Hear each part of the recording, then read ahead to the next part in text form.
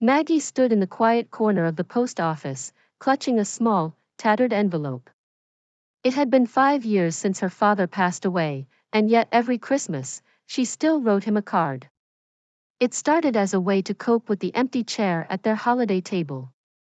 She'd write down everything she wished she could tell him, about the new job she'd finally landed, about how much she missed his laugh, and about how the house didn't feel the same without his stories. This year, though, was different. Maggie's mom had sold the family home, and the thought of spending Christmas somewhere new made her feel even more lost. Still, she carefully wrote out her message. Dear Dad, I miss you more than ever this year. I hope you're watching over me.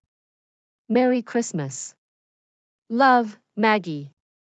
She slipped the card into the box labeled Letters to Santa, the only mailbox without a return address, and wiped away a tear as she walked out into the snow. The next day, Maggie heard a knock at her door.